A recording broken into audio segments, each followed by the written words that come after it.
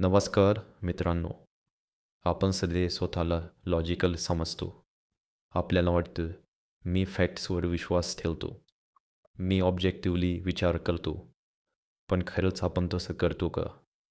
की अनेकदा आपण सत्य शोधत नाही, तर आपल्याला आधीपासून जे पटतं तेच पुन्हा कन्फर्म करणाऱ्या गोष्टी शोधत असतो.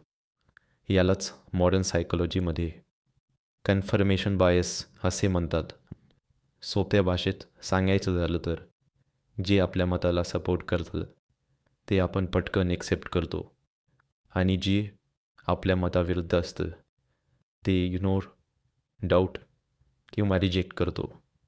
आणि महत्त्वाची गोष्ट म्हणजे हे फक्त इतर लोक करत नाहीत, आपण सगळे करतो.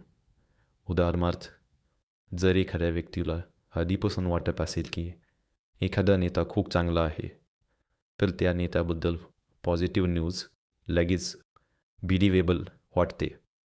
पण निगेटिव्ह न्यूज आली तर अचानक प्रश्न विचारले जातात, हे खरं आहे का? मीडिया बायस्ड आहे का? आणि हे फक्त पॉलिटिक्समध्ये नाही, religion, cricket, movies, social media, relationships सगळीकडे हे दिसतं. कारण ह्युमन ब्रेनला कम्फर्ट आवडतो.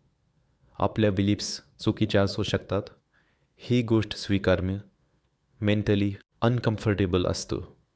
आणि इथे एक इंटरेस्टिंग कनेक्शन दिसतो. भारतीय तत्त्वज्ञानामध्ये अनेकदा मोह किंवा अटॅचमेंटबद्दल बोललं जातं. जेव्हा आपण एखाद्या विचाराशी, व्यक्तीशी किंवा आयडेंटिटीशी इमोशनली अटॅच्ड होतो, तेव्हा ऑब्जेक्टिव्हिटी कमी होऊ शकते. मॉडर्न सायकोलॉजीसुद्धा साधारण हेच सांगते.